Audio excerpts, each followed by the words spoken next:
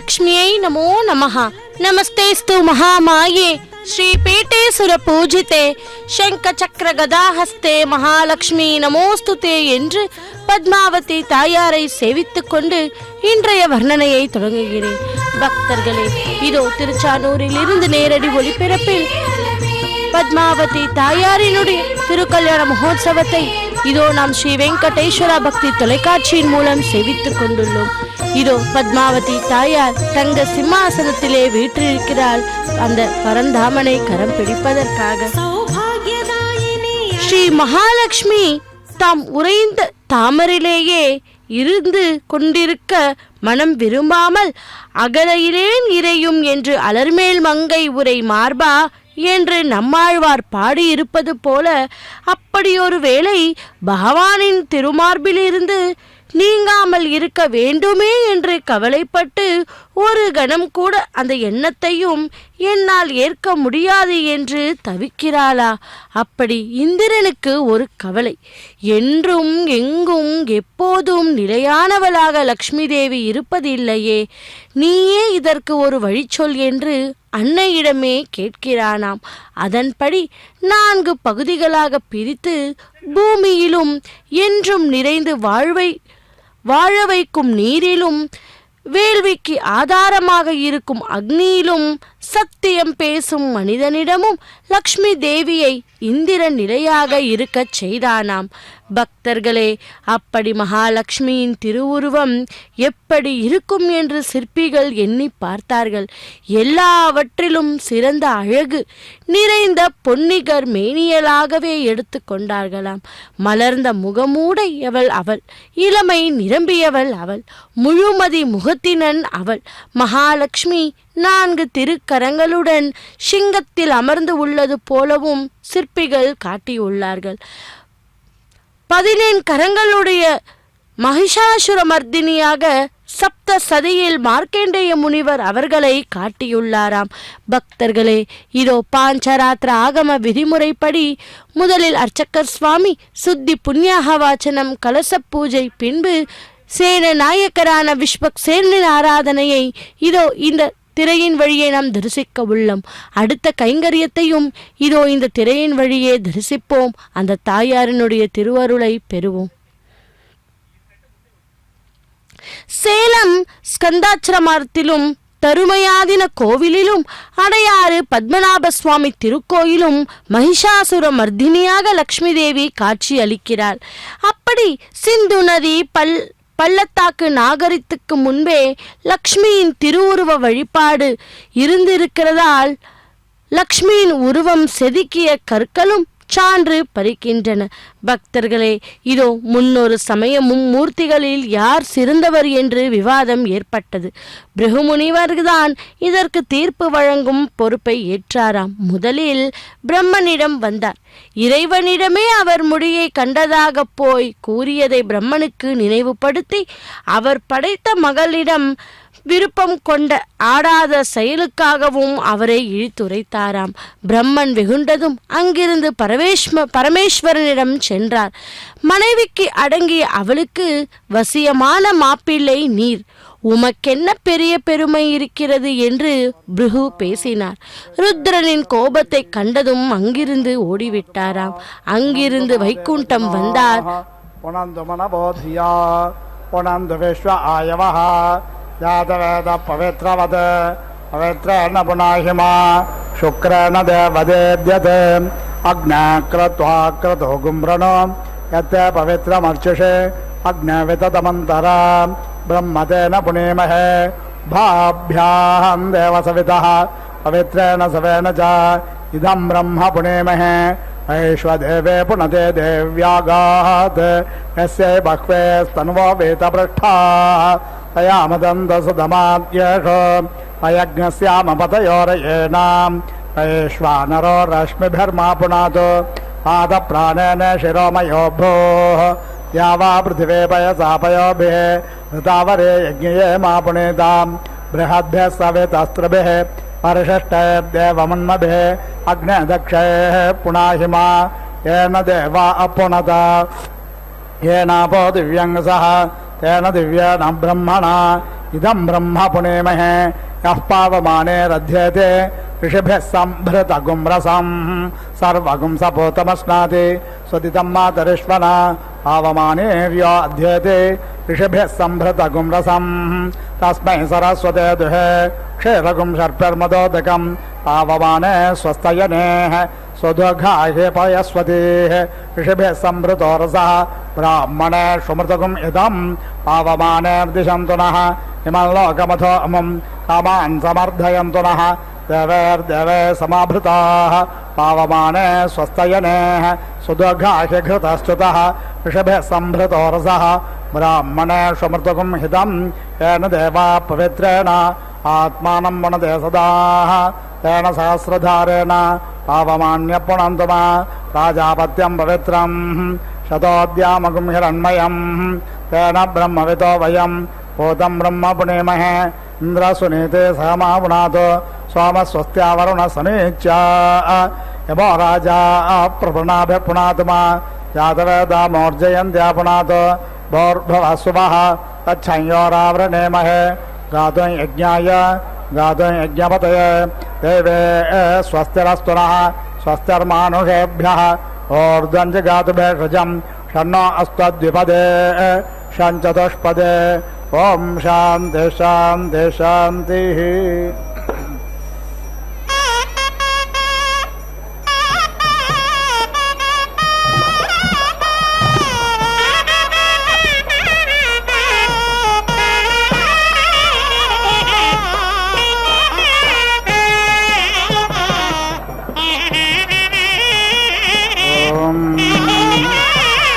आपोषिष्ठामयो भुवस्थान ऊर्जदधातना महरणाय चक्षसे यो पशिवता मोरसस्तस्य भाजयते हणाः उषतिरेव मातराः तस्मा अरङ्गमामवो यस्य क्षयाय जिन्वधा आपोः जनयथा जनः मित्रसज्ञसृज्या पृथिवीं भूमिं जज्योतिषा सह सुजातवेदसमयक्ष्माय त्वा सज्ञसृजामि प्रजाभ्याः रुद्रासज्ञसृज्या पृथिवीं बृहज्योतिषमेधिरे तेषां भानुरजस्रयुच्छुक्रो देवेषु रोचते सज्ञसृष्टां वसोभे रुद्रैर्धिरे कर्मण्यामृतम् हस्ताभ्यां पृथ्वीं कृत्वा सेने बाले प्रणोतु ताम् सेने बाले शोकपर्दा शोकुरेरा सोपसा सा तुभ्यामदिते मह्योगां दधातु हस्तायोः मुखां क्रणोतु शक्त्या बाहुभ्यामदे दर्भिया माता पुत्रं यस्तोपस्थेषा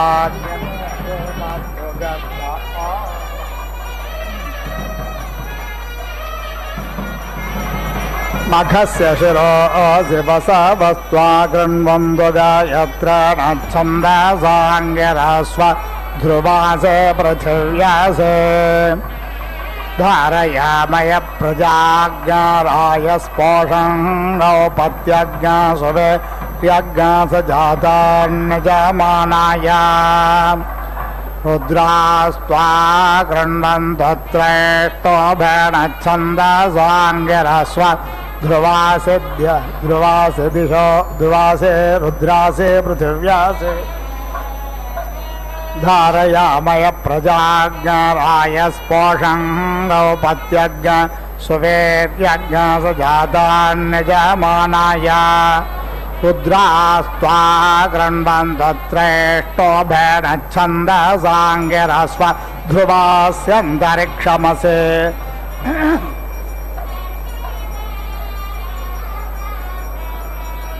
धारयामय प्रजाज्ञाराय स्पोषं गौपत्यज्ञ सुवे यज्ञ सजातान्यजमानाय आदित्यास्त्वा कृण्वन्तु जागदनच्छन्दसाङ्गिरस्वध्रुवासे द्यौरासे धारयामय प्रजाज्ञाराय स्पोषं गौपत्यज्ञ स्ववेर्यज्ञ सजातान्यजमानाय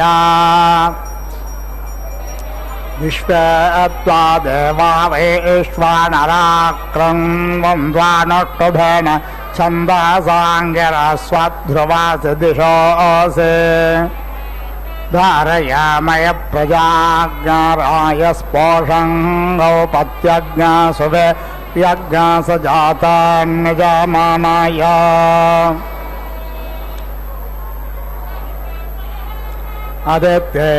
अदित्यैरास्नास्यते तिष्ठबिलं गृभ्रातो कृत्वा यसा महे मुखं मृण्मये योने मग्नये पुत्रेभ्यः प्रायच्छदते श्रपयानिते वसावस्ताधूपयन्तो गायत्रेण छन्दसाङ्गिरस्व रुद्रास्त्वाधूपयन्तो श्रेष्ठोभेन छन्दसाङ्गिरस्वत् आदित्यास्त्वाधूपयन्तो जागतेन छन्दसाङ्गिरस्वत् विश्वे त्वा देवा वैश्वानरा धूपयन्त्वानष्टुभेन छन्दसाङ्गिरस्वत् इन्द्रस्त्वाधूपयतु वरुणस्त्वाधूपयतु विष्णुस्त्वाधूपयतु अदेदिष्ट्वा देवे विश्वदेव्यावते पृथिव्या सदस्थे अङ्गिरस्वत्खानत्ववटा देवानां त्वा पत्न्यैर्देवैर्विश्वदेव्यावते पृथिव्या सदस्थे अङ्गिरस्वद्ददोघे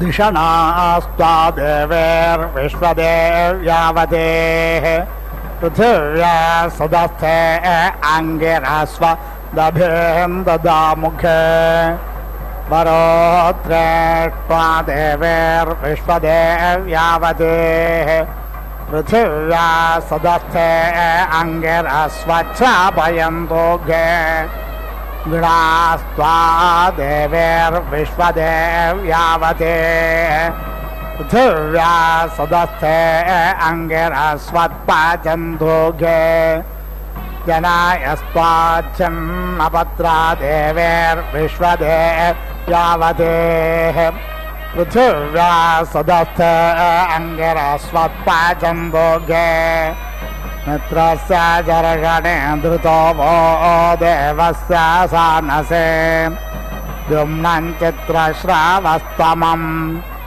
एवस्त्वा सवेतोद्वापदु सुपाणे स्वङ्गुरे सोपाहृतशक्त्या अव्यधमाना पृथिव्यामासा उद्धाय बृहते भवोदोदिष्टध्रुवात्वम् नत्रैतान्ता उगाम्बरे ददा यदित्या येषामाभेद् वसावस्त्वाच्छन्दो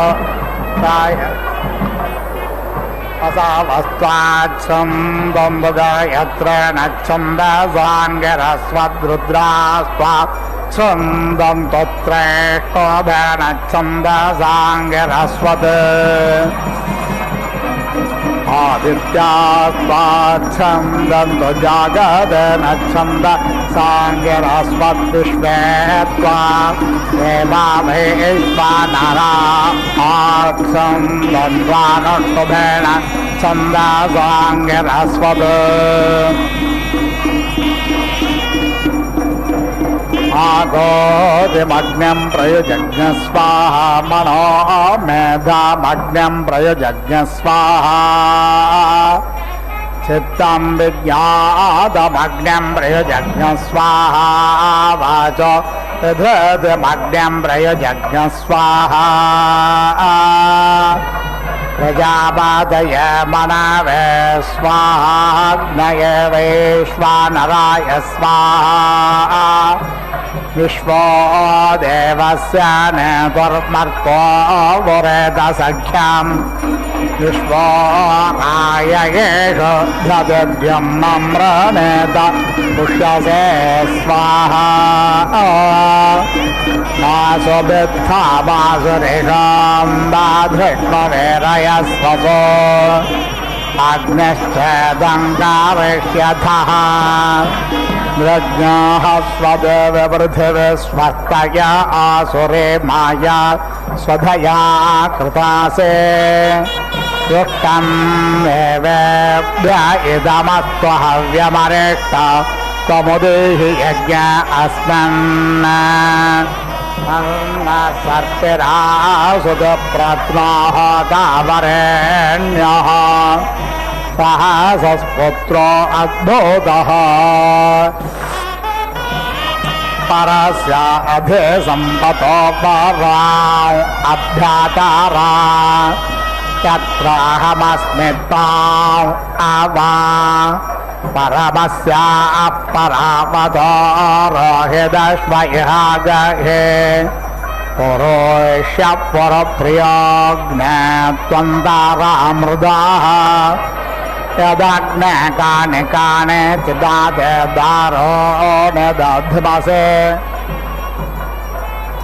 सर्वं ददास्तु घृतं दज्जोषस्वयवेष्ट्या यदत्योपजह्वे कायत्वम्रो आतिसर्पाते सर्वं ददास्तु घृतं दज्जोषस्वयवेष्ट्या अहरहरप्रायावम्भरन्तोष्वाय वदिष्ठाते दासमस्मै पायस्पोषेण समेषामदन्तोऽग्नेमाते पृथिवे सारिषामा नाभा पृथिव्या समिदान अग्नौ पायस्पोषाय बृहते हवामहे तिरं मदं बृहदोग्धं यजत्रञ्जदार मग्नं प्रदानासु सासहिम् यास्य ना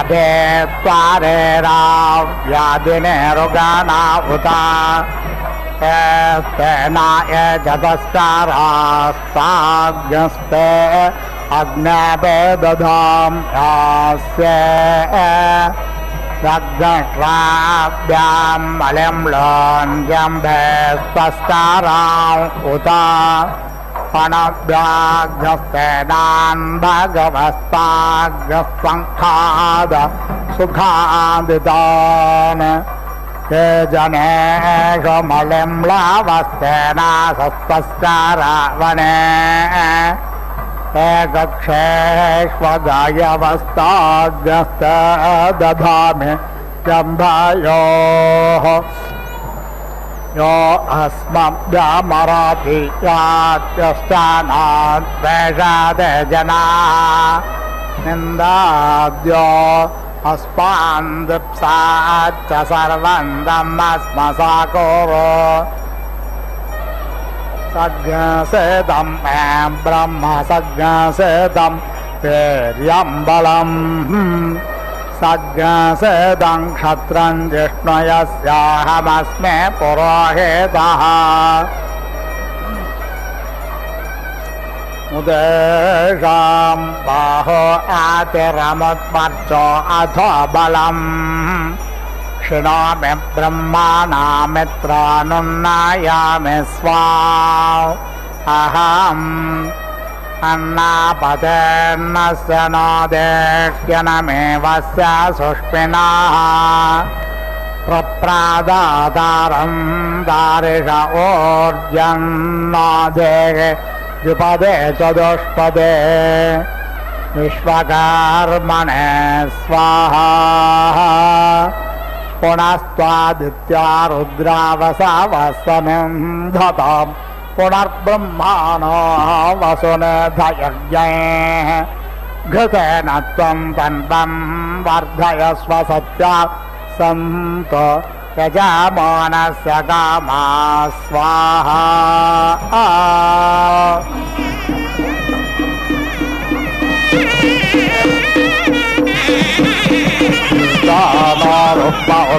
व्याव्यद्यो दुर्मर्षमायुश्रियेरोचनः अग्निरमृतो अभवत्पयो धर्यते नन्द्योर्वचनय सुरेताः तत्तोषासा समानसा विरोते दापयेते शिशुमेकज्ञसमीचे व्यावाक्षमा रुद्रो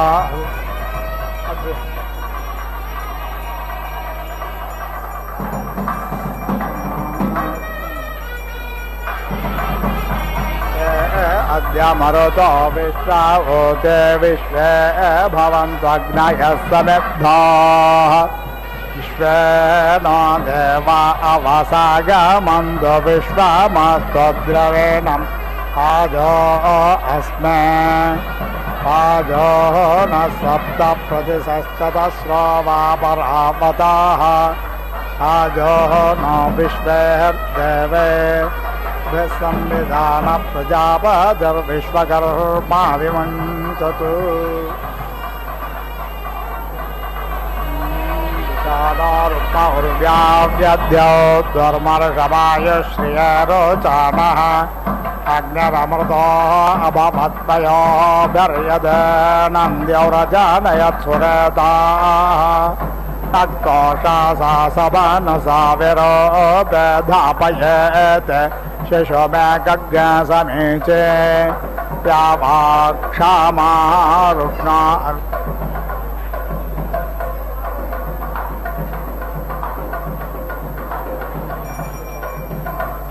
तद्विभादिदेवा अग्निं धारयन्द्रविनोदा स्वारूपाणि प्रतिमुञ्चते कविप्रासावेद्भद्रं द्विपदे चतुष्पदे पिनाकमघ्यत्सवितावरेण्यो न प्रयाणमुषसो विराजति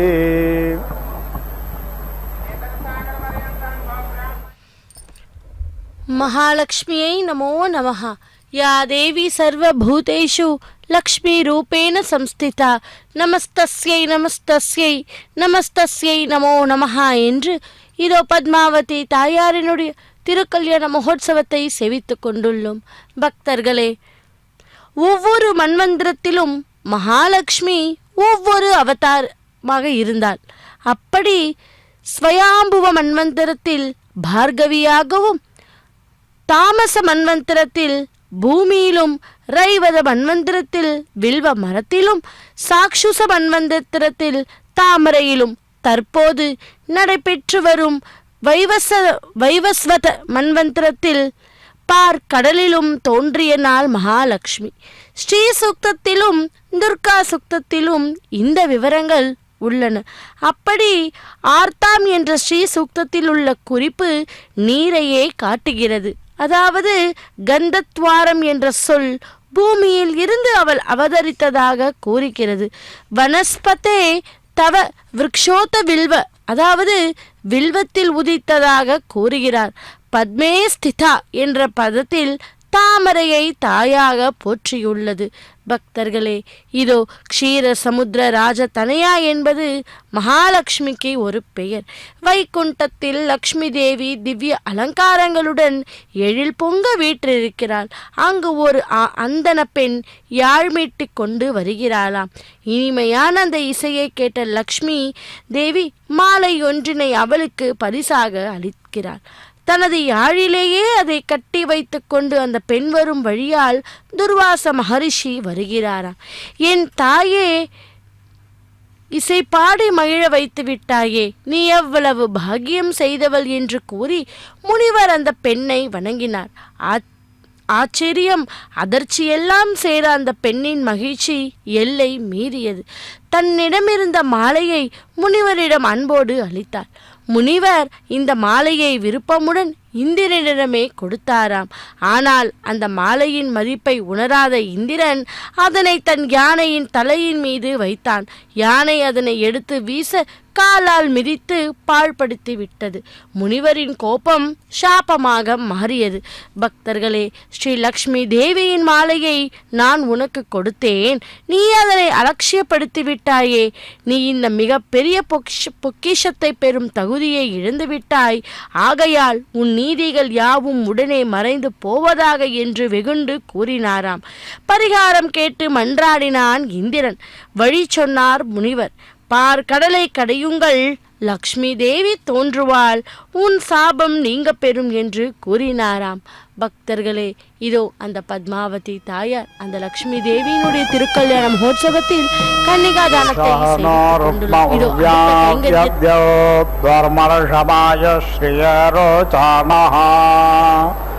அக்னிரமൃதோ அபவத்மயோ பர்யத நந்த்யௌரஜானயத் சுரதாः நக்தோஷாசா சமானசா விரோபேதாபயேத் சிசுமேகக்ஞ சமீச்சி யாவாக்ஷமா ருக்மோ அந்தர்விபாதி தேவா அக்ஞம் ரவினோதாः விஸ்வாரோபாணி பிரதிமுஞ்சத் அவிப்ராசாः வேத்பத்ரம் திபதே சதுஷ்பதே விநாகமக்யத்சவிதாவரண்யோன பிரயாணமுஷசோ விராஜதி சுபர்ணோசி கருத்மாக்ஞஸ்ருவృత్తే शिराः गायत्रं चक्षुर्बृहद्रथं दरे पक्षौ स्तोमा आत्मा छन्दाग्न्यस्यङ्गानि यजोऽग्निनामा सामादतनोर्वामदेव्यं यज्ञायज्ञयम् उच्छन्धिष्ठा सभा सुपर्णासि गरुत्मान् दिवं गच्छ स्वपदः कृष्णाक्रमासि सपत्नः गायत्रं छन्दारोः पृथिवी मनोविक्रामस्व कृष्णाक्रमास्यभिमातिः श्रेष्ठो भञ्छन्दारोः अन्तरिक्षमनविक्रामस्व कृष्णाक्रमास्य राते यतोऽहं जागत छन्दारोः देवमनविक्रामस्व कृष्णाक्रमास्य शत्रो यतोऽहं तानष्टो छन्दारोः दिशो न विक्रामस्व अक्रम्बदग्न्यस्तनयन् निवद्यो क्षमा वेरेहद्वेरुधः समञ्जन् सद्यो जज्ञानो विहेमेध्वो अख्यदारोदसे बाणुना बाप्यन्तः अग्नाभ्यावर्तन् अभिमानिवर्तस्वायोषा वर्चसा प्रजया धनेन संयामेधया रय्या पोषेण अग्ने अङ्गिरः सतन्ते सम्पावृतः सहस्रन्त उपावृताः अधा पोषस्य पोषेण पुनर्नो नष्टमाकृधि पुनर्नो रयिमाकृधि पुनरोर्जानिवर्तस्व पुनरग्न ईशायोषाम् पुनर्नः पाह्यग्नः सह सहरय्यानिवर्तस्वाग्नपिण्डस्वधारया विश्वप्स्न्या विश्वतस्परे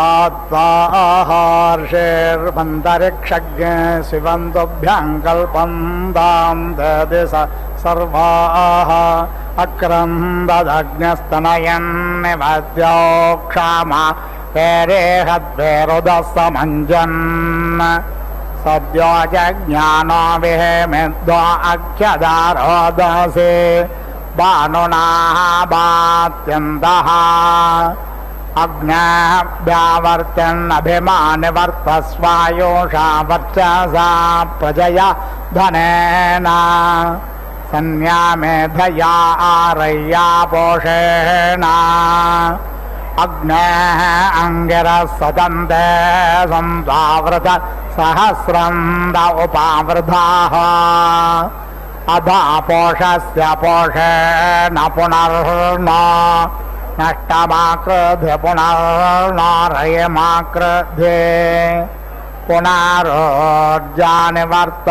पुनरग्न इषायोषा पुनर्नः पाक्यज्ञः सः सहरय्यानिवर्तस्वाग्न्यपिण्डस्वधारया विश्वप्स्न्या विश्वदस्परे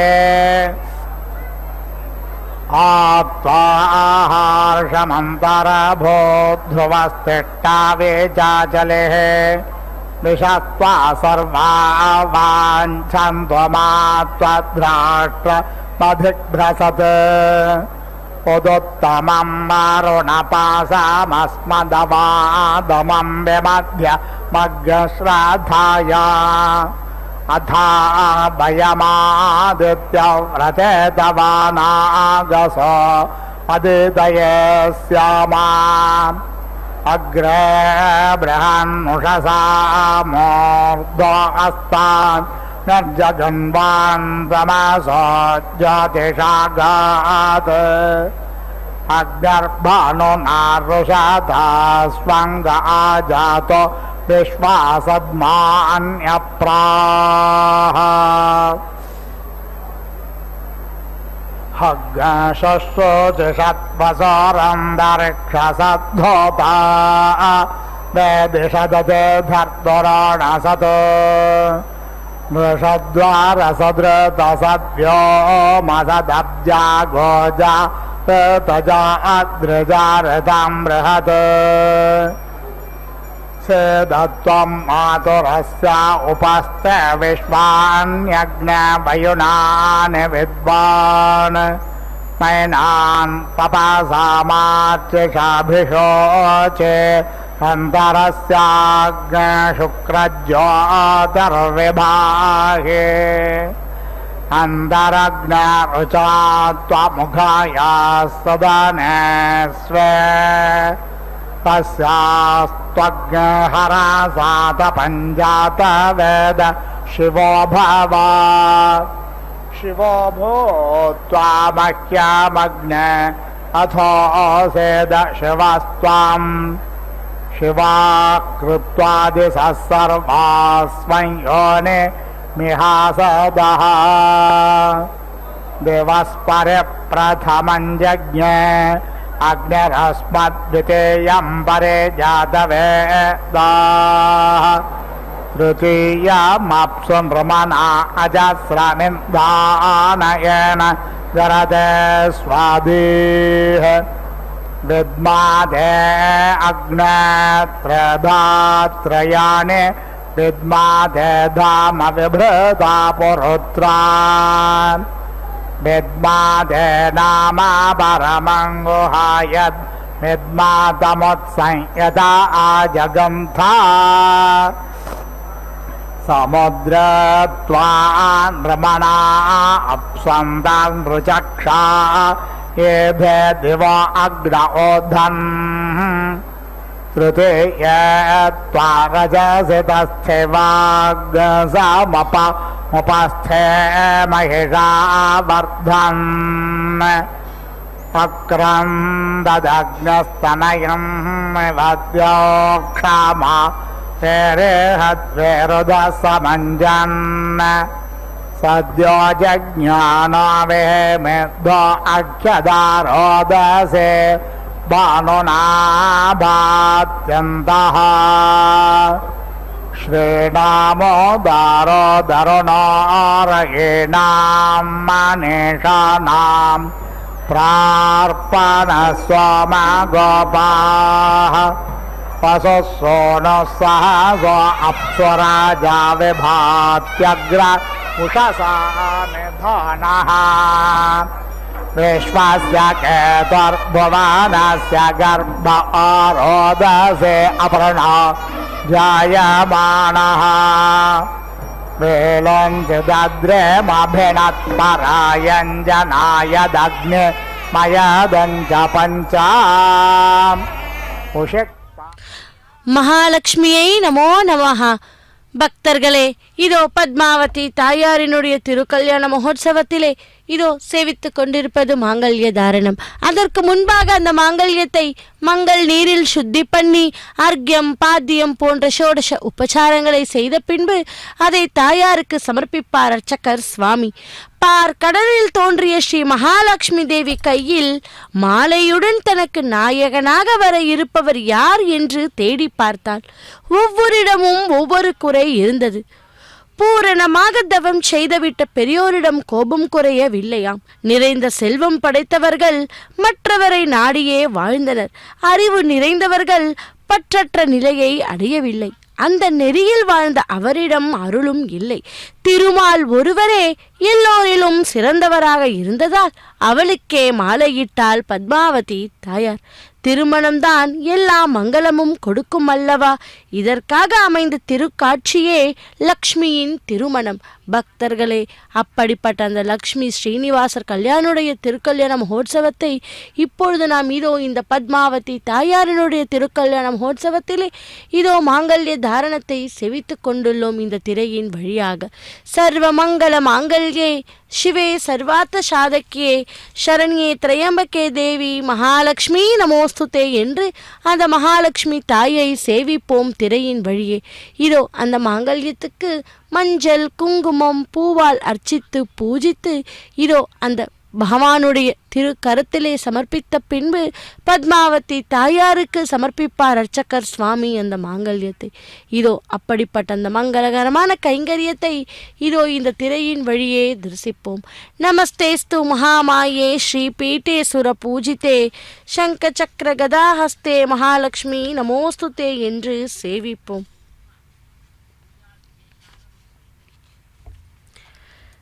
கண்ணுடையார் என்போர் கற்றோர், இது வல்லவர் வாக்கு. அப்படி தரமான கல்வியை பெற்று தேர்ச்சி பெற உழைப்பும் புத்தியும் சாலித்தனமும் கிரகித்து கொள்ளும் சக்தியும் நமக்கு வேண்டும் அல்லவா? பக்தர்களே, அப்படிப்பட்ட அந்த வித்யாலட்சுமியாக, சரஸ்வதியாக, ஞானலக்ஷ்மியாக அந்த பத்மாவதி தாயாரை சேவித்து கொண்டுள்ளோம். இதோ பத்மாவதி தாயாரினுடைய திருக்கல்யாண மகோத்சவத்திலே இப்பொழுது நாம் சேவித்து கொண்டிருப்பது மாங்கல்ய தாரணம். இதோ அந்த மங்களகரமான கைங்கரியத்தை சேவிப்போம். யா தேவி சர்வபூதேஷு சாந்தி ரூபேண சம்ஸ்திதா நமஸ்தஸ்யை நமஸ்தஸ்யை நமஸ்தஸ்யை நமோ நமஹா என்று எந்த தேவியானவள் எல்லா உயிரினங்களிலும் சாந்தி உருவில் உரைகின்றாளோ அந்த சாந்தி லக்ஷ்மியை வணங்குகிறேன் என்று இதோ கற்பூர மங்கள நீராஜனத்தை சமர்ப்பித்தார் அர்ச்சகர் சுவாமி. இதோ அந்த மாங்கல்யத்தை இப்பொழுது தாயாருக்கு சமர்ப்பிக்க போகிறார்.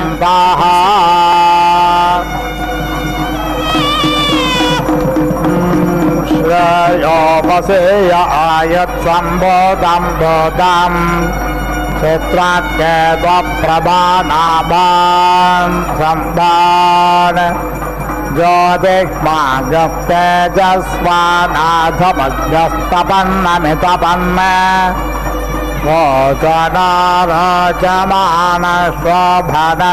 शोभमान कल्याणः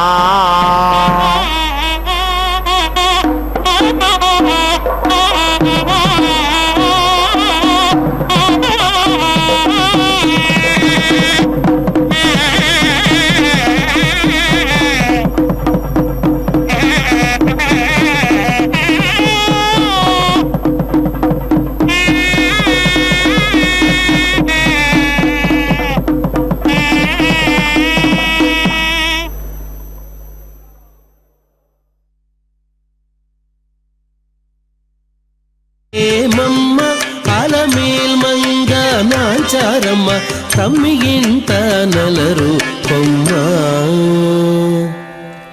అమ్మమ్మ ఏమమ్మ అలమేల్ మంగ నాచారమ్మ తమ్మిగింత నలరు కొమ్మ ఓయమ్మ అమ్మమ్మ ఏమమ్మ అలమేల్ మంగ నాచారమ్మ తమ్మిగింత నలరు కొమ్మ ఓయమ్మ అమ్మమ్మ ఏమమ్మ అలమేల్ మంగ నాచారమ్మ తమ్మిగింత నలరు కొమ్మ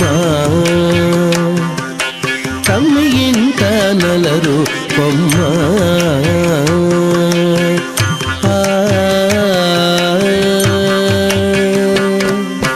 నీరిలోన కల్లడించి నీకే తల వంచి నీరి కింద పులకించి నీరమణుండు నీరిలోన కల్లడించి నీకే తల వంచి నీరి కింద పులకించి నీరమణుండు గోరికొన చెమరించి కోపమే పచరించి గోరికొన చెమరించి కోపమే పచరించి సారెకుని అలుకయిట్టే సాలించవమ్మ గోరికొన చెమరించి కోపమే పచరించి సారెకుని అలుకయిట్టే సాలించవమ్మ అమ్మమ్మ ఏమమ్మ అలమేల్ మంగ నాచారమ్మ తమ్మిగింత నలరు కొమ్మ ఓయమ్మ అమ్మమ్మ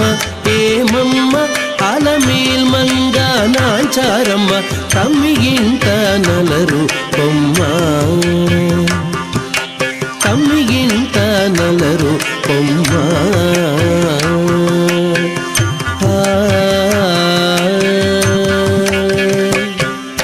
నీకుగానే చెయ్యి చాచి నిండా కోపము రేచి మేకొని నీ విరహాన మేను వెంచి నీకుగానే చెయ్యి చాచి నిండా కోపము రేచి మేకొని నీ విరహాన మేను వెంచి ఈ కడాకడి సతుల హృదయమే పెరరేచి ఈ కడాకడి సతుల హృదయమే పెరరేచి ఆకు మడిచియనైన ఆనతీయవమ్మ ఈ కడాకడి సతుల హృదయమే పెరరేచి ఆకు మడిచియనైన ఆనతీయవమ్మ అమ్మమ్మ ఏమమ్మ అలమేల్ మంగ నాచారమ్మ తమ్మిగింత నలరు కొమ్మ ఓయమ్మ అమ్మమ్మ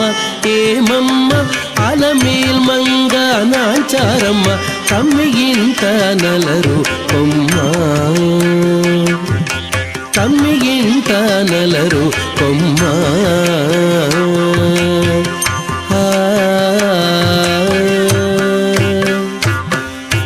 చక్కదనములె పెంచి సకలము గాదలంచి నికపు వెంకటేశుడు నీకే పొంచి నీ చక్కదనములె పెంచి సకలము గాదలంచి నికపు వెంకటేశుడు నీకే పొంచి నీ మక్కువతో అలమేల్ మంగ నాంచార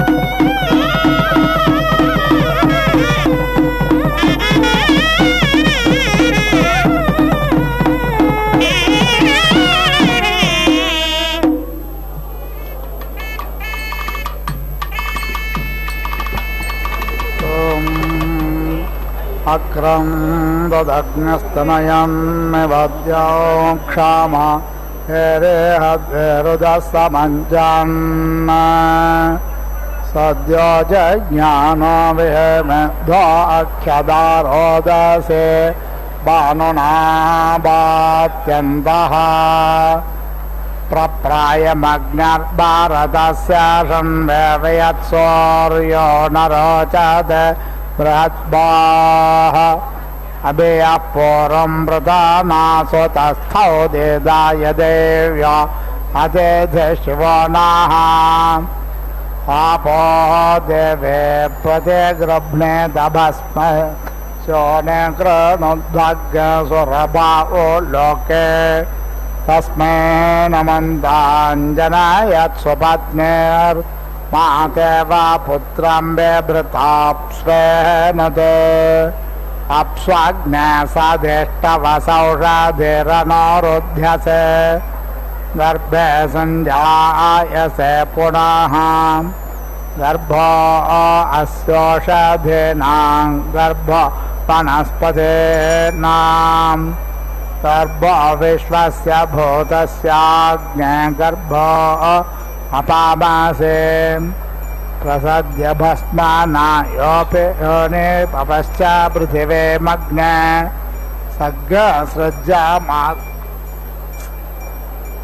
सृज्या मातृभिष्टं ज्योतिष्मान् पुनरासद्यः पुनरासद्य सदनमपश्च पृथिवीमग्ने शेषे माधुर्यथोपस्थेन्दरस्याग् शिवदामः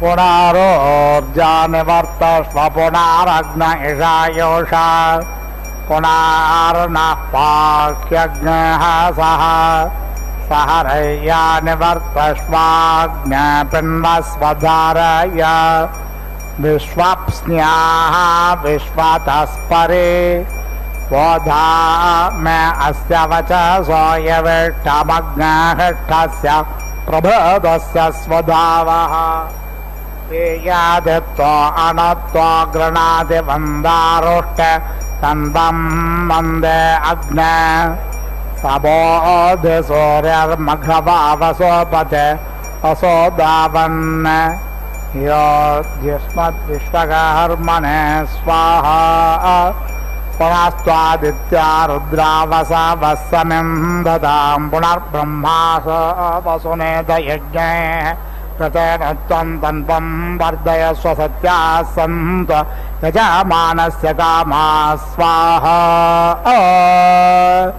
ॐ पूर्णाहुतिमुत्तमां जुहोति सर्वं वै पूर्णाहुतिः सर्वमेवाप्नोति अथो इयं वै पूर्णाहुतिः अस्यामेव प्रतिष्ठति ॐ नारायणाय विद्महे वासुदेवाय धीमहि तन्नो विष्णुः प्रचोदयात् स्वाहा ॐ महादेव्यै च विद्महे विष्णुपत्न्यै च धीमहि तन्नो लक्ष्मीः प्रचोदयात् स्वाहा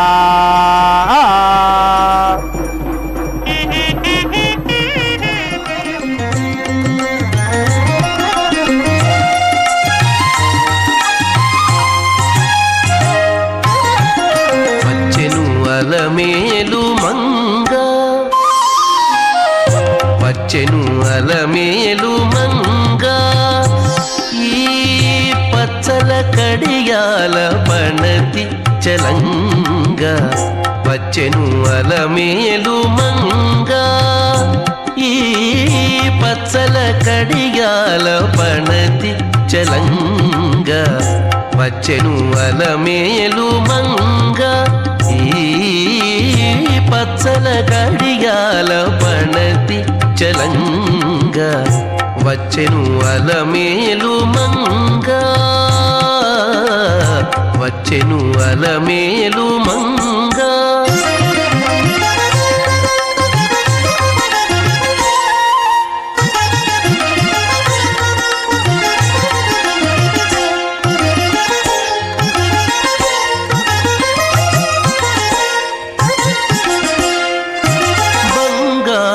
చేది విటీలు పూని బంగారు బంగారు చేది విటీలు పూని శృంగారవతులు వేవేలో రాగా బంగారు చేది విటీలు పూని శృంగారవతులు వేవేలో రాగా రంగైన విల్జామరలు వీవా రంగైన విల్జామరలు వీవా మాంగల్యలీల సొంపగు జవరాలు మాంగల్యలీల సొంపగు జవరాలు వచ్చెను అలమేలు మంగా ఈ పచ్చల కడియాల పణతి చలంగా వచ్చెను అలమేలు మంగా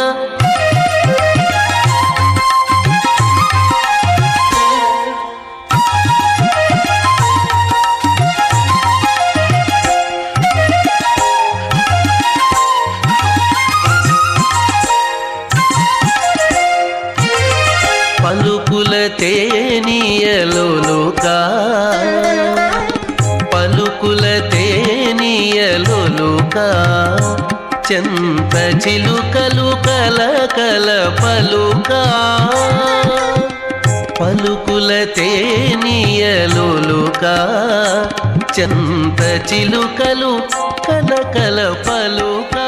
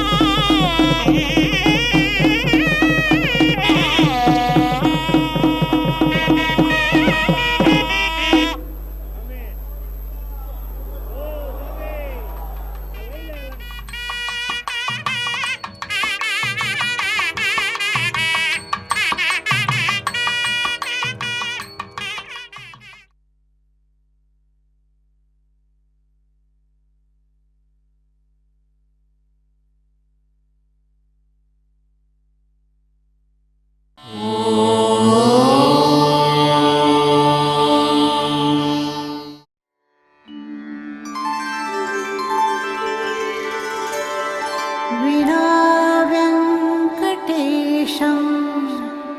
ननाथो ननाथः सदा वेङ्कटेशं स्मरामि स्मरामि हरे वेङ्कटेश प्रसीद प्रसीद प्रियं वेङ्कटेश प्रयच्छ प्रयच्छ।